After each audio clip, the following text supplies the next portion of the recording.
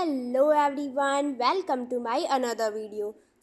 इस टाइम हमारे कॉलेज यानी कि बीएचयू में सेमेस्टर एग्ज़ाम चल रहे हैं और इस टाइम मेरा मैक्सिमम एग्ज़ाम ख़त्म हो गया है, जितने भी मेजर सब्जेक्ट्स थे। लेकिन केवल एक एग्ज़ाम बचा है एमडी का, फिज़िकल एजुकेशन, जो कि अब हमारे होंगे डिले हो गया है, पोस्टपोन्ड, सो इस टाइम पे नहीं होगा। और उस एग्ज़ाम के लिए मैं ज़्यादा टेंशन में नहीं हूँ, क्योंकि उसमें काफ़ी टाइम भी है और वो सब्जेक्ट मेरे लिए मुझे लगता है थोड़ा इजी ही पड़ेगा। और फिर मैंने सोचा अपने सेमेस्टर सेकंड को स्टार्ट करने से पहले जितने भी बचे हुए चीज़ें जो कि मैंने फर्स्ट सेमेस्टर में कंप्लीट किया है और जो कि मेरा क्लियर कॉन्सेप्ट नहीं हो पाया है, उसे क्लियर करना चाहिए। और जैसे कि कंप्यूटर साइंस की बात करूँ तो उसमें बहुत सारे टॉपिक्स हैं, जैसे कि पॉइंटर, स्ट्रक्चर, स्ट्रिंग, एरे, ये सारे बहुत ज़्यादा इम्पॉर्टेंट है।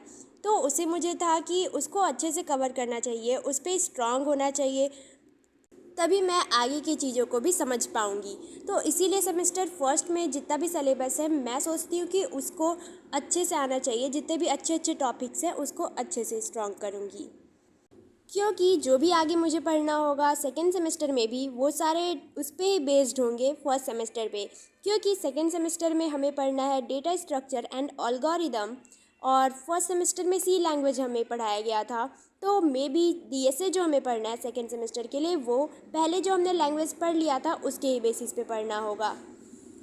वैसे डीएसए जो होता है यानी कि डेटा स्ट्रक्चर एंड एल्गोरिदम, हम अलग अलग लैंग्वेज में कर सकते हैं, जो भी हमें सी लैंग्वेज आता ही होगी, जैसे कि सी प्लस प्लस, जावा, सी, या फिर हम किसी भी लैंग्वेज में कंप्यूटर के कर सकते हैं। तो अभी तक तो मुझे केवल सी लैंग्वेज ही आता है। देखते हैं कि सेकेंड सेमेस्टर में क्या हमें नए लैंग्वेज पढ़ना होगा या फिर नहीं। वैसे मुझे जब कंप्यूटर साइंस मिला बीएससी में, उसके पहले मैंने 11th और 12th में मेरा कंप्यूटर साइंस नहीं था। इसीलिए जब मेरा फर्स्ट सेमेस्टर स्टार्ट होने वाला था, उससे पहले ही मैंने बेसिक्स कर लिया था, जितना भी हो सकता था मुझसे पॉसिबल उतना बेसिक मैंने कंप्यूटर साइंस का कंप्लीट कर लिया था। वैसे बात करें कि बीएचयू में बीएससी कोर्सेज़ की, तो सबसे ज़्यादा cut off BSc computer science की जाती है, क्योंकि इसमें बहुत ज़्यादा कम सीट होती है सीयूईटी के थ्रू। वैसे मैंने जितने भी फर्स्ट सेमेस्टर में कोड किया था उसके लिए गिटहब का भी यूज़ किया था, लेकिन उतने अच्छे से नहीं कर पाई थी, क्योंकि मुझे उस टाइम पे अभी अपना आईडी भी नहीं बनाने आता था, कैसे न्यू रेस्पिरेटरी बनाना होता है। दैन उसके बाद मैंने गिटहब भी डाउनलोड किया और फिर अभी मैं देख रही थी कि उस पर कैसे न्यू रेस्पिरेटरी बनता है। दैन उसके बाद क्वेश्चंस जो होते हैं उस पर अपलोड भी करना होता है गिटहब पे। मैं अभी इसके बारे में भी सीख रही थी।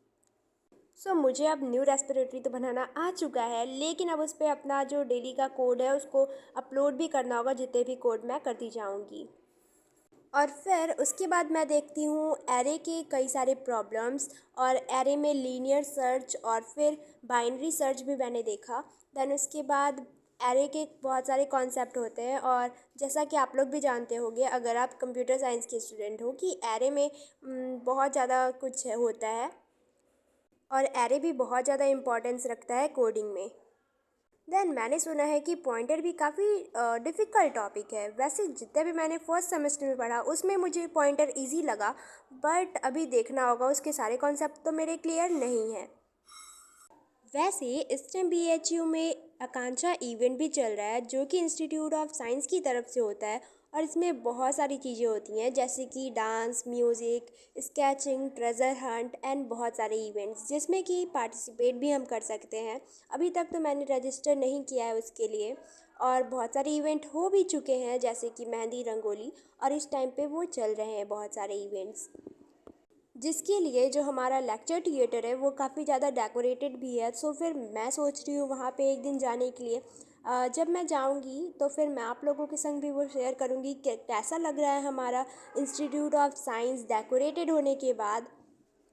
वैसे लास्ट जो एग्ज़ाम था अभी मेरा, उसमें मैं गई थी तो वो डेकोरेट हो गया था, लेकिन अभी टोटली डेकोरेट नहीं हुआ था। और जो उस टाइम डेकोरेशन हुआ था वो मैंने एक दिन की वीडियो में डाला भी हुआ है, अपलोड किया है, उस पर आप लोग देख सकते हो कि कैसा हमारा एलटीसी सजा हुआ था आकांक्षा इवेंट के लिए। आप लोग कमेंट करना अगर आप लोग चाहते हो कि मैं किसी एक पर्टिकुलर टॉपिक पे वीडियो बनाऊं। अगर आपको ये वीडियो पसंद आई तो लाइक कीजिए और चैनल को सब्सक्राइब कीजिए।